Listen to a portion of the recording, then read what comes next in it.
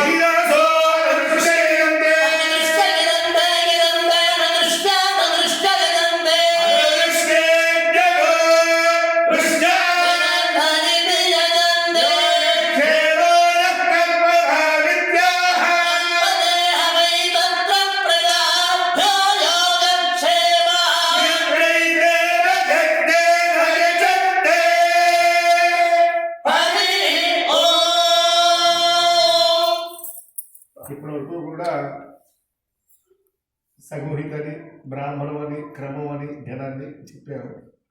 ఇందాక మనం అనుకున్నట్లుగా చిన్నగారి భర్త గారు విష్ణుభట్ల సుబ్రహ్మణ్య సంరక్షణ పార్టీ గారి దగ్గర లక్షణ శాస్త్రాన్ని అధ్యయనం చేస్తున్న చిరంజీవి ఇందాక అడిగే అసలు అక్షరం ఎట్లా ఉత్పత్తి అవుతుంది అనేది కూడా మనకి కలియుగంలో రామచంద్ర ప్రభు మనందరికీ కూడా చాలా దగ్గరవాడు కాబట్టి ఆ రామ అనే శబ్దాన్ని అసలు ఎలా వస్తుంది, ఎలా వచ్చింది అనేది చూద్దాం. తర్వాత మన ఆశీర్వచనంలో వెళ్దాం. ఓం శ్రీ గురుభ్యో నమః. హరి ఓం. నాస్య రామ ఉచ్ఛిష్టం వివేత్. రామః రేఫ ఆకార మకార అకార విసర్జనీయాః. రామః రేఫ దీర్ఘానుదాత్త ఆకార మకారోదాత్త ఆకార విసర్జనీయాః. రామః అర్ధమాత్రికరేఖ ద్విమాత్రిక దీర్ఘానుదాత్త ఆకార అనుమాత్రిక విరామ. అర్ధమాత్రికమకార ఏకమాత్రికోదాత్త ఆకార అనుమాత్రిక విరామ. అర్ధమాత్రిక విసర్జనీయ ద్విమాత్రిక పద విరామాః. రామః అర్ధమాత్రిక పరాంగభూతరేఖ ద్విమాత్రిక దీర్ఘానుదాత్త ఆకార అనుమాత్రిక విరామ. అర్ధమాత్రిక పరాంగభూతమకార ఏకమాత్రికోదాత్త ఆకార అనుమాత్రిక విరామ. అర్ధమాత్రిక పూర్వాంగభూత విసర్జనీయ ద్విమాత్రిక పద విరామాః. రామః సంవృతకంఠోద్యత సంవార ఘోషాల్ప ప్రాణాఖ్య వాక్య ప్రయత్త సహిత నాదధ్వనిజనిత. ఉత్తరగంధమూల ప్రత్యక్ భాగస్థాన జిహ్వాగ్రమధ్యకరణేష స్పృష్ట ప్రయత్నార్ధమాత్రిక పరాంగభూత. అగ్నిదేవతాగ వైశ్యజాతికరేఫ సంవృతకంఠోద్యత సంవారాఖ్య వాక్య ప్రయత్త సహిత నాదధ్వనిజనిత. అతివ్యస్తకల్పహనుస్థాన తథా భూతౌష్ఠకరణ వివృత ప్రయత్త ద్విమాత్రికా. అగ్నిదేవతాగ క్షత్రిక జాత తమో గుణసహిత కనిష్ఠికాంగుళ్యాద్యరేఖాన్యాసయోగ్యా. శరీర హ్రాసైధిత కళబిళ వినిస్తృత మృదుధ్వనిక శిఖిరతుల్య శక్యస్వర హేతుభూత.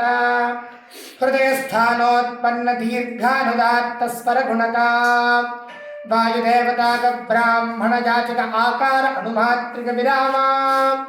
సంవృతకంఠోద్యత సంవార ఘోషాల్ప ప్రాణాఖ్య వాక్య ప్రయత్త సహిత నాదధ్వనిజనిత. వివృతనాసికోత్తరోష్ఠ ఉభయస్థానాధరోష్ఠకరణ స్పృష్ట ప్రయత్నార్ధమాత్రిక పరాంగభూత.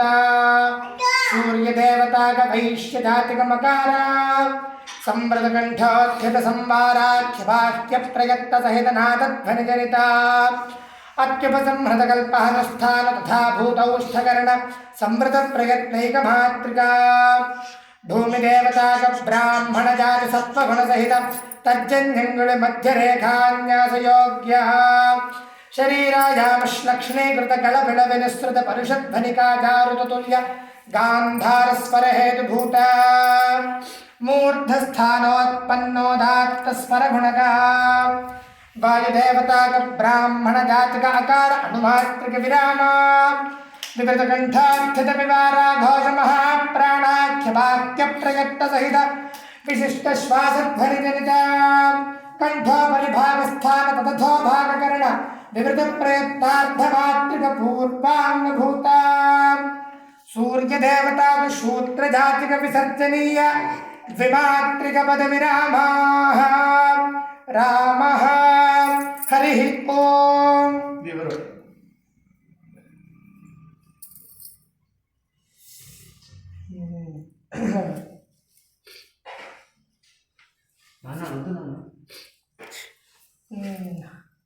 సృష్టి ఆదిలో పరమేశ్వరుని యొక్క ఉచ్ఛ్వాస నిశ్వాస నుండి ఈ వేదరాశి అంతా కూడా మనకు ఉత్పన్నమైంది. ఉత్పన్నం అంటే వచ్చిందంటే ఈశ్వరుని యొక్క నిశ్వాస రూపంలో నుంచి. అటువంటి వేదరాశిని సంరక్షణ చేయడం కోసం, ఎందుకంటే ఇప్పటిలాగా మనకి ఫోన్ రికార్డింగ్స్ ఏం లేవు, అటువంటి ఈ వేదరాశిని అటువంటి రక్షణ కోసము మహర్షులు వేల సంవత్సరాలు తపస్సు చేశారు. తపస్సు చేసి వీటికి శిక్షా గ్రంథాలు అని ప్రాతిశాఖ్య, వ్యాస శిక్ష, కౌండిన్య శిక్ష, ఆత్రేయ శిక్ష, ఆర్య శిక్ష ఇలా ఒక్కొక్క మహర్షి ఒక్కొక్క శిక్షని రచించి పెట్టారు ఆ శాఖకి సంబంధించినటువంటిది. ఈ శిక్ష అంటే ఏంటంటే దీన్ని రక్షించేటటువంటి గ్రంథము. ఎప్పుడైనా మనకు అనుమానం రావచ్చు వేదోచ్చారణలో ఇటువంటి ఉచ్చారణ ఇక్కడ ఇలాగే చేయాలా, ఇంతేనా మనం చేస్తుంది కరెక్టా రాంగా అనే మనకి ఆ సందేహం కలిగినప్పుడు ఈ శిక్షాశాస్త్రాన్ని మనం పరిశీలించినట్లయితే మనకి ఈ శిక్షాశాస్త్రంలో మొత్తం మనకి సమకూర్చోబెట్టారు. ఎక్కడెక్కడైతే మనకి అనుమానాలు రావచ్చో, ఇక్కడ లేదు ఇక్కడ ఇంతే నిరూఢిగా చెప్పడం కోసం వాళ్ళు ఈ శిక్షాశాస్త్రాన్ని రచించారు. అందువల్ల ఈ శిక్షాశాస్త్రాన్ని అధ్యయనం చేయడం అనేది తప్పనిసరి వేదాధ్యయనం చేసిన ప్రతివాడు. సరే, అందులో భాగంగా ఇప్పుడు చెప్పింది వర్ణక్రమము. వర్ణక్రమం అంటే ఏంటి అంటే ఒక వర్ణం ఎలా ఉత్పత్తి అవుతుంది అనే చెప్పే ప్రక్రియ ఈ వర్ణక్రమం. దీంట్లో మొత్తం 8 అంశాలు ఉంటాయి వర్ణక్రమం అనగా. ధ్వనిస్థానంచకరణం ప్రయత్న కారదాస్వర దేవతా జాతి రహితైష్ట వర్ణాజ్ఞేయ విచక్షణే అనగా ఒక వర్ణం మనం ఉచ్చరించేటప్పుడు 8 ధర్మాలతో ఉచ్చరిస్తాం. అనగా ధ్వని, స్థానం, కరణం, ప్రయత్నం, కాలం, స్వరం, దేవత, జాతి. చూసినట్టయితే ఒక్కొక్క అక్షరానికి ఒక్కొక్క ధ్వని ఉంటుంది. నాద ధ్వని, శ్వాస ధ్వని అని చెప్పి నా ధ్వని స్థానం ఒక్కొక్క వర్ణము ఒక్కొక్క స్థానంలో ఉత్పన్నం అవుతుంది. ఇప్పుడు రేఖ చూస్తే మనకి జిఫ్ఫా ఉత్తర దంతాగ్రస్థానం అనగా అంగట్లో ఉత్పన్నం అవుతుంది. పా చూసుకుంటే మనకి ఈ పెదవుల ధర ఉత్పన్నం అవుతుంది. పా అంటే ఒక్కొక్క వర్ణము ఒక్కొక్క ఈ నోట్లో ఉన్న స్థానాన్ని చూపుతుంది. చివరిలో చెప్పిన విసర్గ కంఠంలో ఉత్పన్నం అవుతుంది. మనం కూడా ఒకసారి పరిశీలించుకుంటుంటే ఒక్కొక్క అన్ని వర్ణాలు నోట్లో నుంచి వస్తున్నాయి, కానీ ఏ ప్లేస్ నుంచి వస్తుంది అనేది గుర్తించాలి. స్థానంచ కరణం. కరణం అనగా వ్యాపారం. వ్యాపారం అంటే ఈ నాలిక వెళ్ళి ఎక్కడ ముట్టిస్తోంది అంటే నాలిక అనే సాధనాన్ని కరణం అంటారు. కరణం. ప్రయత్నము. ఒక్కొక్క దానికి ఒక్కొక్క ప్రయత్నం ఉంటుంది. దానికి అల్పధర ప్రయత్నం, అల్ప ప్రాణము, మహాప్రాణము ఇలా ఉంటాయి. స్వర మనకి ఉదాత్త, అనుదాత్త, స్వరిత, ప్రచయాలు అని చెప్పి 4 స్వరాలు ఉంటాయి మన యజుర్వేదులకి. ఒక్కొక్క శాఖకి ఒక్కొక్క స్వరం ఉంటాయి. శుక్లయజుర్వేదులు ఉంటాయంటే వాళ్ళకి 2 ఒక్కొక్క. సరే, మన శాఖ విషయం కాబట్టి 4 స్వరాలు ఉంటాయి. ఒక్కొక్క స్వరానికి ఎలా అంటే చెప్పిన స్వరానికి చెప్పినట్టే ఉచ్చరించాలి. ఉదాత్తం చూడ అనుదాత్తం చెప్పకూడదు, అనుదాత్త స్వరంలో ఉదాత్తం చెప్పకూడదు. కాలం ఒక్కొక్క వర్ణానికి ఒక్కొక్క కాలం నిర్దేశించారు వాళ్ళు. అంటే అణుమాత్రిక, అర్ధమాత్రిక, అణ్వణుమాత్రిక, ఏకమాత్రిక, ద్విమాత్రిక, త్రిమాత్రిక, చతుర్మాత్రిక. చూసుకుంటే ఒక మాత్రిక అనేది అదంతా శాస్త్రం చూసుకోవాలి. అంటే కొన్ని అంగుని స్ఫోటన యాబాత్ అని చెప్పి ఒక వ్యాసశిక్ష వాక్యం ఉంది. అంటే ఒక చిటిక వేస్తే మనకి ఎంత సమయం పడుతుందో ఒక మాత్ర కాలం అంటారు. చివరికి అలా నిర్దేశించారు ఋషులు. సరే, ధనిస్థానకరణం ప్రయత్న కాలత స్వర దేవత జాతి. ఒక్కొక్క వర్ణానికి ఒక్కొక్క అధిష్టాన దేవత ఉంటుంది. ఆ దేవతను కూడా మనం స్మరించాలి. చివరిగా జాతి. మనకి బ్రాహ్మణ, క్షత్రియ, వైశ్య జాతి అనగా 4 జాతులు ఉంటాయి. ఒక్కొక్క వర్ణానికి ఒక్కొక్క జాతిని కూడా మనం చెప్పారు. ఇలా ఈ 8 అంశాలని మనము అధ్యయనం చేసి మనం వేదోచ్చారణ చేస్తున్నటువంటి కాలంలో ఈ శాస్త్రాలంతా మన జ్ఞప్తికి అంటే ఇది ఇక్కడ, ఈ ధ్వని ఇక్కడ అని చెప్పి ఈ జ్ఞానంతో కనుక మనం వేదోచ్చారణ చేసినట్లయితే మనకి అనంతకోటి ఫలితం. అందులో శిక్షా శ్లోకంలో చివరిలో చెప్తూ అంటారంటే బ్రహ్మజ్ఞానం హి శాశ్వతం అంటారు. ఇటువంటి జ్ఞానాన్ని కనుక తెలుసుకుంటే వాడు ఖచ్చితంగా ఎల్లప్పుడూ బ్రహ్మలోకంలో ఉంటాడు. ఇది ఒక విషయం. తర్వాత ఇప్పుడు మనం అంతా ఈ ఘనపారాయణ అంతా చేసాం చివరిలో. దీనివల్ల ఏంటి ఘనపారాయణ చేయడంలో మనకి ఏంటి ఉపయోగము? ఏదో బాగుంది వినడానికి అంటే దాని శాస్త్రం ఏం చెప్తుందంటే ఘనపారాయణ వస్తు కుర్యాత్ సకృత్ కుర్యాత్ ద్విజోత్తమ సవై బ్రహ్మ సవై విష్ణు సవై రుద్రో నిసంశయ. ఏ ద్విజోత్తమ వాళ్ళ ద్విజ అంటేనే బ్రాహ్మణుడు. ఉత్తమ శబ్దం వాడారు. అంటే ద్విజ అంటే 2 జన్మలు ఎత్తినవాడు. మళ్ళీ మనకి ప్రపంచంలో 2 జన్మలు ఎత్తేవి 3. ఒకటి బ్రాహ్మణుడు, తన పుట్టుక ఒక జన్మ అయితే సంస్కారం ద్వారా 2వ జన్మ పుడతాడు, అప్పుడే ద్విజుడు అంటారు.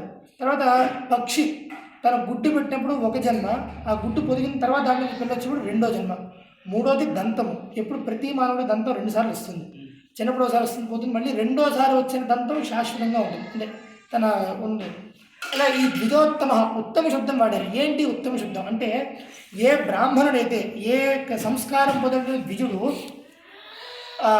తన సత్కర్మానుష్ఠానములతో పాటు ఈ వేదాధ్యయనాన్ని చేస్తాడో అటువంటి ద్విజుడికి ద్విజోత్తమ అని చెప్పబడ్డాడు. అలాంటి ద్విజోత్తముడు సకృత్ కుర్యాద్ అంటే ఒక అర్ధ నిమిషం మాత్రాన స్మరణ మాత్రంగా ఘనపారాయణ ఎక్కడైతే చేస్తాడో అటువంటి ద్విజోత్తముడు సవై బ్రహ్మ సవై విష్ణు సవై రుద్రోణ సంశయ త్రిమూర్తిని మనం ఎక్కడ చూడాలని చూస్తే ఈ ఘనపారాయణ చేసిన వాడి త్రిమూర్తి స్వరూపం, దాంట్లో ఎటువంటి సంశయం లేదు. ఇది ఒక విషయము. ఇంకో విషయం ఏంటంటే ఈ ఘనపారాయణ చేస్తే ఫలితం ఏంటి అంటే సహస్రాణం గవాం ఫలం అంటారు. లభేరం దానజంతస్య పాఠకానాంచ పూజనం శృణ్వంత శ్రద్ధయా భక్త్యా సహస్రాణం గవాం ఫలం లభేరం దానజంతస్య పాఠకానాంచ పూజనం. ఇటువంటి మన బ్రాహ్మణ జన్మ వచ్చిందే మనం వేదాధ్యయనం చేయడం కోసం, సరే మనం చేయలేకపోయాము, కానీ చేసిన వాడిని పూజించినట్లయితే వాళ్ళు పూజించినట్లయినా లేకపోతే వాళ్ళు చెప్పేటటువంటి ఆ వేదోచ్చారాన్ని శృణ్వంత శ్రద్ధయా భక్త్యా శ్రద్ధాభక్తులతో కనుక విన్నట్లయితే ఇటువంటి శ్రద్ధాభక్తులతో చేసినటువంటి వేద పండితుడికిను అలాగే అదే శ్రద్ధాభక్తులతో విన్నటువంటి శ్రోతకి కూడా సహస్రాణం గవాం ఫలం అన్నారు. 1000 గోవుల్ని కనుక మనం దానం ఇచ్చినట్లయితే ఎటువంటి ఫలితం మనకు లభిస్తుందో అటువంటి ఫలితము ఈ ఘనపారాయణ వెళ్ళడం ద్వారా మనకు లభిస్తుంది అని చెప్పి ఈ శాస్త్రం చెబుతుంది. అందువల్ల ఇది దీని యొక్క విశేషము.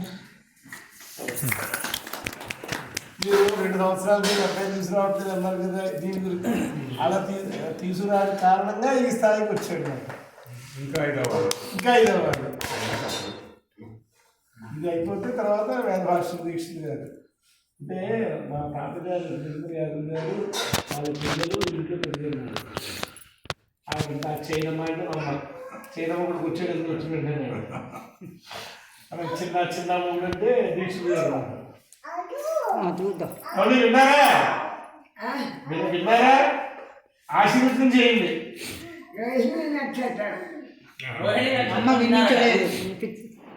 వాడు వేదభాష్యం అయ్యి మీ దగ్గరికి వచ్చి మొత్తం మీకు వేదభాష్యంతో చెప్పాలి. వాడు ఆశీర్వచనం చేయమంటున్నారు. నేను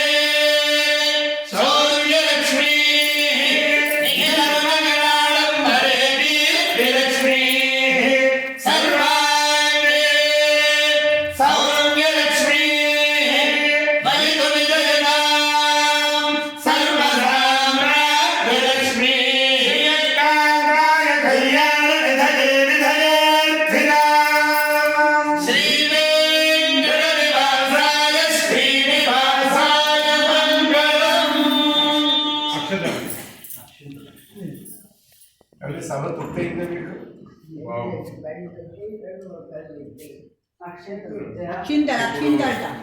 ఆర్థికన్నాడు కూడా ఆర్థికన్నాడు ఇందాక అదే అక్కడ అధిశ్రవణం అని అధిశ్రవణం అలా చెప్తాం. ఎవరు చెప్తున్నారు? చేయించి ఆయన చెప్తున్నారు. పండితులు కానీ అధమానం ఇద్దరు పండితులు కానీ ఆ సూక్తాలు పారాయణ చేస్తుంటే దేవతలు అప్పుడు నేను చెప్తాను, దగ్గర చూసి మాట్లాడతాను. ఆ భోక్తల్లో కూడా సరిగ్గా మన వాళ్ళు తీసుకొచ్చినాడు. ఇవన్నీ ఎలా ఉంటున్నాయంటే నానాల గోత్రేభ్యా తీసుకొచ్చేస్తున్నారు.